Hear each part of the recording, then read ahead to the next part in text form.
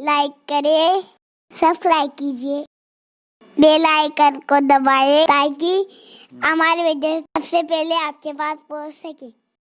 आपको जिस दरवाजे से, जो आपका घर करीब पड़ता है, आपकी बिल्डिंग करीब पड़ती है, या बस वाला जहां आपको लाता है, जिस दरवाजे से आप दाखिल होना चाहें दाखिल हो, आप कोशिश ये करें कि बड़े दरवाजों से दाखिल हुआ करें। आप कोशिश करें कि बड़े दरवाजों से दाखिल हुआ करें। तकरीबन 6 दरवाजे बड़े बड़े हैं, तो उन दरवाजों से दाखिल हो। और अगर छोटे दरवाजे से दाखिल हो तो पहले आप उसका नंबर देख लें। हालांकि कोशिश यही होनी चाहिए कि बड़े दरवाजे से दाखिल हो तो निकलने में हमें आसानी होती है, क्योंकि बड़े दरवाजे जो हैं तो उनकी पार्टी अंदर भी हरम में लगी हुई है, निशानी है, तो हमको वो पढ़ करके उससे बाहर निकलने में आसानी होती है। एक बात। दूसरी बात यह कि चप्पल के लिए कोई आपके पास ऐसा बैग होना चाहिए जो आप पीठ पर वरना आप जितनी मर्तबा जाएंगे हर मर्तबा आपको नई चप्पल खरीदनी पड़ेगी या निकालनी पड़ेगी। लोग क्या करते हैं, वो जिसकी देखते हैं वो उठा करके लेके चले जाते हैं। लोग नहीं भी लेके जाते हैं तो ऐसा भी होता है कि साफ सफाई करने वाले वो सारी चप्पलों को उठा करके बाहर फेंक देते हैं। तो इसलिए चप्पल अगर आपके अपने पास बंदी हो या पीछे रहे तो अच्छा रहेगा, वरना लोग हाथ में लेकर के तवाफ करते हैं, बहुत बुरा लगता है। इतना हम अपनी चप्पलों को अपनी मस्जिदों के अंदर नहीं लाते और लोग मस्जिद हराम में ऐसी चप्पल लेकर के जो है वो तवाफ करते फिरते हैं। ये नहीं होना चाहिए। एक ऐसा बैग आपके पास हो जो आपकी पीठ पर आप उसको आसानी के साथ लटका सके या आप इस तरीके से उसको बांध सके, उसमें आप अपनी चप्पल रख दें ताकि आपको चप्पल का कोई टेंशन ना हो। जिस दरवाजे से चाहे आप दाखिल हो जाए, लेकिन जब आप दाखिल हो रहे हो लब्बैक पढ़ते हुए तो आपकी नजरें नीची हो, इधर उधर परेशान नजरी से न देखें और आप कोशिश करें कि आप अंदर अंदर अंदर अंदर आते जाएं। फिर उसके बाद जब आप एक ऐसा मकाम आएगा कि आप नजरें नीची होगी और खुला आसमान आपको दिखाई देगा, तो आप ऐसी सूरत में कहीं दाएं बाएं हो जाएं, रास्ते से हट जाएं और वहीं पर आप खड़े हो जाएं। खड़े होकर के आपको पहली नजर काबे पे उठाना है। अचानक उठ जाएगी वो लुत्फ नहीं आएगा, लेकिन आप नजरें झुका करके बिल्कुल काबे को न देखते हुए ऐसे जाएंगे खामोशी से। उसके बाद आप एक ऐसे मकाम पे खड़े हो जाएं जहां से आपको कोई हटा ना सके, कोई चलता फिरता आपको धक्का न दे सके। इत्मीनान से खड़े हो जाएं और खड़े होकर के फिर एहतिमाम के साथ आप काबे पर नजर उठाएं। ये काबतुल्लाह शरीफ नहीं है, काबे का मॉडल है, लेकिन सिर्फ समझाने के लिए, तशबीह के लिए नहीं, मिलाने के लिए नहीं, सिर्फ समझाने के लिए बनाया गया है ताकि आप इसको समझ सकें।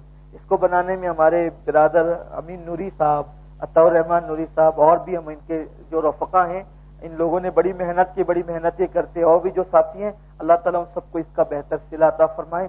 बहुत खूबसूरत ये लोग बनाते हैं माशाअल्लाह, ताकि हमारे हाजी साहिबान को समझने में बड़ी आसानी होती है। तो आप जैसे ही काबतुल्लाह पे नजर उठाएं ना, तो उसके लिए हदीस पाक में आता है कि जो दुआ की जाए अल्लाह ताला वो सारी दुआओं को फौरन कबूल करता है। लेकिन पहली नजर कितनी होती है, आपने उठाई और पलक झपकने से पहले, पलक झपक गई फिर वो पहली नजर न रही। पलक झपकने से पहले जो नजर है बस वही नजर पहली है। अब इसमें आप कितनी दुआ करें, क्या दुआ करें? तो इस सिलसिले में इमामुल अइम्मा सैयदना इमाम ज़ैनुल आबिदीन अला जद्दी वाले सलाम फरमाते हैं, जब तुम्हारी नजर काबे पे पहली पड़े तो एक ऐसी दुआ कर लो जिससे सारी जिंदगी का बेड़ा पार हो जाए। ए अल्लाह, मैं तुझसे जब भी जो दुआ करूं तू मेरी हर दुआ कबूल फरमा। अब हर दुआ कबूल की जब ये एक दुआ कबूल हो जाए ना कि अल्लाह तू मेरी हर दुआ कबूल फरमा, तो जिंदगी में जब भी हम दुआ करेंगे तो अल्लाह ताला हर दुआ को कबूल फरमाएगा। फिर उसके बाद जो दुआ करना चाहे, ईमान पे सलामती की दुआ करे वगैरह वगैरह, काबे को देखते रहे। लेकिन सच्ची बात यह है, किताबों में लिखने वालों ने लिख दिया, बोलने वाले तकरीरों में बोलते रहते हैं, लेकिन असल चीज ये है कि जब काबे पर पहली नजर पड़ती है, अल्लाह ने इस घर में क्या कशिश रखी है, क्या रूहानियत रखी है कि सख्त से सख्त दिल इंसान भी जब काबे पर पहली नजर डालता है वो सब भूल जाता है, वो सिर्फ रोता है, उसकी आंखें सिर्फ अश्क बहाती है। और पता नहीं ये जज्बात कहां से आते हैं। मैंने बहुत सख्त दिल वालों को भी वहां फूट फूट के रोते देखा है। ये 4 दीवारी में खुदा ने क्या तासीर रखी है कि इस पे नजर पड़ती है और आंसू बहने लगते हैं। लेकिन आप जल्दी ना करें, लोग बहुत जल्दी करते हैं। खड़े रहें, आंसुओं को बहने दे, इसलिए कि ये वो मकाम है जहां आने के लिए हम पूरी जिंदगी दुआएं करते रहे। अल्लाह एक मर्तबा दिखा दे, हम ये दुआ करते रहे, एक बार दिखा दे। और वहां जाते हैं तो बेसब्रे हो जाते हैं, शैतान का शिकार हो जाते हैं। हर चीज जल्दी जल्दी जल्दी जल्दी, काहे की जल्दी है भाई, क्या करना है, کیا کام کرنا ہے، آپ کو جانا کہاں ہے، کارخانہ جانا ہے، سائزنگ جانا ہے، کرانہ دکان جانا ہے، میڈیکل جانا ہے، اسکول پڑھانا ہے، کیا کرنا ہے، کچھ کام نہیں ہے، ہم یہاں صرف عبادت کے لیے آئے ہیں۔ رکیے، ٹھہریے، دیکھیے، روتے رہیے، دعائیں کرتے رہیے، اللہ کی بارگاہ میں آخرت سنورنے کی دعا کریں، ربنا آتنا فی الدنیا حسنہ وفی الآخرۃ حسنہ، دنیا آخرت سب مانگے اللہ سے، اور پھر کعبۃ اللہ شریف کو جی بھر کر دیکھیں، اطمینان سے دیکھیں، دعائیں کریں۔ اب آپ جب کعبے کو دیکھ چکے، جب آپ کی نظر کعبے پہ پڑ گئی تو اب آپ کی لبیک بند ہو گئی۔ عمرہ والوں کی لبیک، کعبے پہ نظر پڑی، اب آپ لبیک نہیں پڑیں گے، اب آپ کی لبیک کعبے پہ نظر پڑنے کے بعد ختم ہو گئی۔ اب تھوڑا سا کعبے کا تعارف۔ یہ کعبہ چار دیواری کو کعبہ کہتے ہیں، اس کی دیواریں برابر نہیں ہیں، کچھ دیواروں میں فرق ہے۔ کعبۃ اللہ شریف کم و بیش 8 یا 9 مرتبہ تعمیر کیا گیا ہے، 8 یا اب تک کا کعبہ کم و بیش 8 یا 9 مرتبہ تعمیر کیا گیا ہے، اور کعبہ سب سے پہلے جو تعمیر ہوا ہے اس کو فرشتوں نے تعمیر کیا تھا۔ سب سے پہلا کعبہ فرشتوں نے تعمیر کیا تھا، پھر طوفان نوح میں اٹھا لیا گیا تو اس کے نشانات رہ گئے تھے، پھر اس کو دوسری مرتبہ حضرت ابراہیم علیہ السلام نے تعمیر کیا۔ تعمیر ابراہیم یہ دوسری مرتبہ ہے، پہلی مرتبہ نہیں ہے، اور انہوں نے فرشتوں کی بنیاد پر یا حضرت آدم علیہ السلام کی تعمیری نشانات کی بنیاد پر تعمیر کیا۔ اس کے بعد پھر جو ہے وہ قبیلہ بنو جرہم نے اس کو بعد میں اور اس کے حوالے سے مرمت کی، اس کی تزئین کی، پھر اس کے بعد جو ہے حضرت قریش نے تعمیر کیا حضور علیہ الصلوۃ والتسلیم کے ظاہری دور میں، پھر اس کے بعد جو ہے وہ حضرت عبداللہ ابن زبیر نے تعمیر کیا، پھر اس کے بعد جو حجاج بن یوسف نے تعمیر کیا، اسی طریقے سے تعمیرات ہوتی رہی، اور اب جو کعبۃ اللہ شریف کی تعمیر ہے وہ ایک ترکی بات کے جو بادشاہ ہے یہ ان کی تعمیر ہے، ورنہ کم و بیش کم زیادہ کے معاملات ہوتے رہے، مرمتیں ہوتی رہی، تو یہ کعبۃ اللہ شریف ہے۔ یہ جو دیواریں ہیں اس کو کعبہ نہیں کہتے، بلکہ کعبہ زمین کے اصل اس حصے کا نام ہے جو زمین کا بالکل بیچ سینٹر ہے، اس کو کعبہ کہتے ہیں۔ یہ دیواریں تو صرف ایک نشان ہے، دیواریں ایک نشان ہے، اسی لیے کعبے کی دیواریں تو چند فٹ کی ہے، لیکن اس کے اوپر بھی لوگ جو نماز پڑھتے تو کعبے کی طرف رک کر کی پڑھتے ہیں، وہاں تو دیوار نہیں ہے لیکن وہ فضا میں نماز پڑھتے ہیں، تو پتہ چلا کہ دیواروں کا نام کعبہ نہیں، یہ نشان کعبہ ہے۔ اصل کعبہ جو ہے وہ زمین کے اس خطے کا نام ہے جو نیچے نیچے نیچے تحت الثری تک اور اوپر اوپر اوپر عرش اعظم تک وہ پورا کعبہ ہی ہے۔ اللہ نہ کرے، ہزار بار نہ کرے کہ کبھی کعبے کی دیواریں ٹوٹ بھی جائے تو بھی مسلمان جب نماز پڑھیں گے تو اسی طرف رک کر کے پڑھیں گے، کیونکہ کعبے کی دیواروں کا نام کعبہ نہیں بلکہ زمین کے اس ٹکڑے کا نام کعبہ ہے جو بالکل بیچ سینٹر کے اندر موجود ہے۔ تو یہ کعبۃ اللہ کی 4 دیواریں ہیں۔ 4 دیواروں میں یہ پہلا کونا ہے نشانی کے لیے، جس کونے کے اندر حجر اسود لگا ہوا ہے، جس کونے کے اندر، اس کونے کو رکن کہتے ہیں۔ کعبے کے جو چاروں کونے ہیں ان کو کیا کہتے ہیں؟ رکن کہتے ہیں۔ رکن کیا کہتے ہیں؟ بولیے ذرا سب مل کے، کیا کہتے ہیں؟ رکن کہتے ہیں۔ تو یہ جو پہلا کونا ہے جس میں حجر اسود لگا ہے اس کو رکن اسود کہتے ہیں۔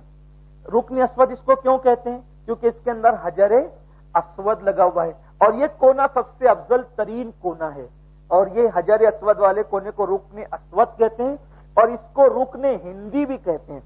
اس کو رکن ہندی اس لیے کہتے ہیں کہ اسی طرف ہمارا ملک ہندوستان ہے، اس لیے اس کو رکن ہندی بھی کہتے ہیں۔ اور الحمدللہ ہم ہندوستان والے جس طرف رک کر کے نماز پڑھتے ہیں وہ سب سے افضل کونا ہے جدھر حجر اسود لگا ہوا ہے، یعنی ہم لوگ جب نماز پڑھتے تو ہمارا رخ جو ہے وہ اسی کونے کی طرف ہوتا ہے۔ الحمدللہ تعالی، اللہ تعالیٰ کا یہ فضل ہے، الحمدللہ علی احسانی۔ تو یہ رکن اسود ہے۔ اب یہ رکن اسود جو ہے اس کے جو دائیں طرف ہے، اس کے جو دائیں طرف ہے اس کو رکن عراقی کہتے ہیں۔ اس کو رکن عراقی اس لیے کہتے ہیں، دائیں طرف اس کی طرف وہ ملک عراق ہے۔ پھر اس کی جو دائیں طرف ہے اس کو رکن شامی کہتے ہیں کیونکہ وہ اس طرف ملک شام ہے، اور اس کی جو دائیں طرف ہے اس کو رکن یمانی کہتے ہیں اس لیے کہ اس طرف ملک یمن ہے۔ یہ 4 کونے ہو گئے۔ اب ان 4 کونوں میں جو رکن اسود ہے، رکن اسود سے لے کر اس کی جو دائیں طرف ہے ایک دروازہ ہے, دروازہ جو سونے کا ہے, اس کو باب الکعبہ کہتے ہیں. کعبے کا دروازہ اس طریقے سے دروازہ ہوگا, یہ باب الکعبہ. اور پھر یہ کعبے کا دروازہ اور رکن اسود, ان دونوں کے درمیان کی جو جگہ ہے, چھوٹی سی جگہ ہے, دیوار, اس کو ملتزم کہتے ہیں. ملتزم مطلب چمٹنے کی جگہ. یہاں جا کر سینہ لگانا ہوتا ہے اور ہاتھ ملنے ہوتے ہیں, دعائیں کرنی ہوتی ہے. آقا علیہ السلام فرماتے ہیں کہ میں جب بھی حرم میں جبریل کو دیکھتا ہوں تو اکثر جبریل کو اس حالت میں دیکھتا ہوں کہ جبریل یہاں سینہ چمٹا کر کہہ رہے ہیں, یا واجدو یا ماجدو لا تزل انی نعمتا انعمت علیہ, اے اللہ تو نے جو نعمت مجھے دی ہے وہ مجھ سے کبھی چھیننا مت. اکثر جبریل کو میں یہی پاتا ہوں دعا کرتے ہوئے. ملتزم ہے, بہت مبارک جگہ ہے, اس پہ جا کے چمٹنا چاہیے. لیکن جب احرام کی حالت ہو تو اس وقت نہیں چمٹنا چاہیے. کیوں؟ اس لیے کہ لوگ یہاں آ کر کے عطر لگا دیتے ہیں, خوشبو لگا دیتے ہیں. ہم احرام میں ہوں گے, جا کے چمٹیں گے تو عطر ہمیں لگ جائے گا, تو اگر زیادہ مقدار میں لگے گا تو ہم پر جو ہے وہ کفارہ لازم آ سکتا ہے. اس لیے چمٹنا احرام کی حالت میں نہیں ہے, بلکہ دور سے دعا کرنا چاہیے. اور جب احرام نہیں ہو, موقع ملے تو یہاں جا کے چمٹنا چاہیے. تو یہ ہو گیا ملتزم, یہ ہو گیا باب الکعبہ, کعبے کا دروازہ. یہاں بھی دعائیں مقبول ہوتی ہے. کعبے کے بالکل دروازے کے سامنے ایک جو ہے وہ کبہ ہے ایسے پیلے رنگ کا, اور اس کبے میں وہ کانچ لگی ہوئی ہے, اور اس میں اندر جو ہے وہ 2 قدم ہے. وہ قدم حضرت ابراہیم علیہ السلام کے قدموں کا نشان ہے.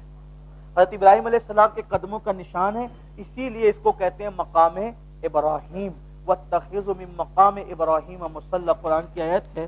اور جب ہم طواف مکمل کر لیتے ہیں تو مقام ابراہیم کے پیچھے جہاں جگہ ملے 2 رکعت نماز نفل واجب الطواف پڑھنی ہوتی ہے, تو اسی کے پیچھے جہاں جگہ ملے پڑھتے ہیں, تو اس کو مقام ابراہیم کہتے ہیں.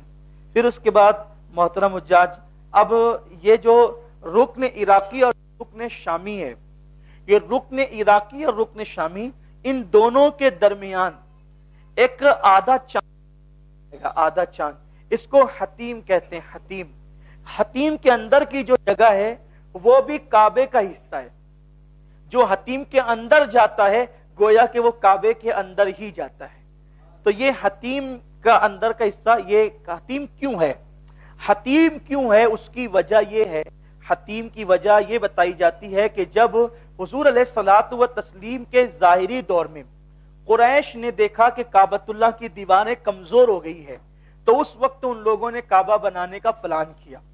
لیکن چونکہ ان میں اکثر لوگ مشرک تھے اور وہ اکثر حضرت ابراہیم علیہ السلام کی اولاد میں سے تھے, تو مشرک شرک میں ڈوب گئے تھے اکثر لوگ. لیکن ان کے اندر اتنا خیال تھا کہ ہمارے باپ کی ہاتھ کا بنایا ہوا جو کعبہ ہے نبی نے بنایا نا, اللہ کے پیغمبر نے بنایا ہے, تو وہ یہ چاہتے تھے کہ اس کو توڑے کیسے. پہلے وہ توڑنے کی ہمت نہیں کرتے تھے. پھر بہرحال انہوں نے سوچا چلو شہید کر کے, اچھی نیت ہے, بنانا چاہیے. پھر انہوں نے میٹنگ کی, اور میٹنگ کر کے انہوں نے یہ فیصلہ کیا کہ ہم جو کعبہ بنائیں گے اس میں صرف پیور حلال کی رقم لگائیں گے, حرام پیسے سے کعبہ نہیں بنائیں گے. ان کے پاس پیسے تھے, حرام کے بھی تھے, حلال کے بھی تھے, لیکن انہوں نے کہا اللہ کے گھر میں, دیکھو مشرک تھے, کافر تھے, لیکن ان کو اتنا خیال تھا اللہ کے گھر کا کہ ہم لوگوں کو حرام پیسہ اس میں نہیں لگانا ہے, حلال لگانا ہے. تو انہوں نے حلال جمع کیا, تو حلال اتنا جمع ہوا کہ اتنی عمارت بن سکی, پوری عمارت نہ بن سکی. تو ان لوگوں نے سوچا کہ اب جو اتنی جگہ بچی ہے, اب پیسے تو ختم ہو گئے, تو کیا کرنا چاہیے. تو ان لوگوں نے یہ آدھا چاند کا نشان بنا دیا تاکہ لوگوں کو پتا رہے کہ کعبہ اتنا نہیں ہے بلکہ کعبہ یہاں تک ہے. لیکن پیسہ ختم ہو گیا. اب پیسہ ختم ہو گیا تو کیا کریں, تو اتنا نشان بنا دیا کہ بھئی یہ اتنا نشان ہے, یہ بھی کعبے کا حصہ ہے. تو لوگ جو طواف کریں گے اس سے باہر کریں گے, اندر سے جائیں گے تو طواف نہیں ہوگا. کیوں نہیں ہوگا؟ کیونکہ یہ بھی کعبے کا حصہ ہے. پیسے نہیں تھے اس لیے یہ جگہ چھوڑ دی گئی. آج تو پیسے ہے, سعودی چاہے تو سونے کا کعبہ بنا سکتی ہے نا. لیکن پھر یہ کیوں ہے؟ یہ حضور علیہ السلام کا کرم ہے. حضور علیہ السلام, حضور جانتے تھے کہ ایک وقت ایسا آئے گا, مالدار لوگ, بادشاہ لوگ, اور جو ہے وہ سورس والے لوگ, جن کے سورسز ہوں گے, وہ کعبے کا دروازہ کھلوا کے کعبے کے اندر جا سکیں گے. لیکن میرا عام امتی اندر جانے کی ہمت نہیں کرے گا. تو حضور علیہ السلام نے یہ پیسے ہونے کے بعد بھی اس کو قائم رکھا. کیوں؟ اس لیے کہ کوئی غریب آ کر بھی حتیم کے اندر آ کر काबे के अंदर इबादत करने का शरफ हासिल कर सकते। एक काबे के दरवाजा खुलवा कर तो हम नहीं जा सकते, लेकिन हुजूर अलैहिस्सलाम ने तो हतीम के दरवाजे 24 घंटे खुलवा दिए हैं कि तुम भी काबे के अंदर जाकर इबादत करने का शरफ हासिल कर सकते हो। तो जो उसके अंदर गया वही काबे में नहीं गया, बल्कि जो इसके अंदर आया वो भी काबतुल्लाह शरीफ के अंदर आ गया। अल्हम्दुलिल्लाह, देखिए कितनी बड़ी शहादत है हाजी साहिबान, कितनी बड़ी शहादत। इस काबे को देखने को लोग तरसते हैं, आपको उस काबे के अंदर जाने का शरफ अल्लाह अता फरमाएगा। यानी आप मुकद्दर के सिकंदर, इसीलिए वहां जो है वो जाइए तो बदल कर आइए, तब्दील होकर आइए, क्योंकि अल्लाह ने आपको अपने घर के अंदर भी आने का शरफ अता किया। तो ये हतीम समझ गया आप, हतीम ये इसके अंदर जाके कभी नमाज पढ़िएगा, दुआएं कीजिएगा, बहुत शरफ मिलता है, बड़ी बरकतें नसीब होती है। फिर हतीम के अंदर ये एक ऐसा परनाला बना हुआ है, इसको सोने का है। ये जब बारिश होती है तो हतीम के अंदर पानी इसी परनाले से निछावर होता है और आता है। इसको मिजाब रहमत कहते हैं। हदीस में आता है कि मिजाब रहमत के नीचे जो दुआ की जाती है अल्लाह ताला उसको कबूल फरमाता है। ये हो गया काबे का मुख्तसर सा तारुफ। फिर उसके बाद जो ये इसके पीछे का हिस्सा है, यानी रुकने शामी और रुकने यमानी की जो दीवार है उसको मुस्तजार कहते हैं, और फिर रुकने यमानी और रुकने अस्वद के दरमियान की जो जगह है उसको मुस्तजाब कहते हैं। मुस्तजाब उसको इसलिए कहते हैं कि वहां 70,000 फरिश्ते हर वक्त मौजूद होते हैं, दुआ करने वालों की दुआओं पर आमीन कहते हैं। ये काबतुल्लाह शरीफ का तारुफ हो गया। कमेंट शेयर जरूर करिए।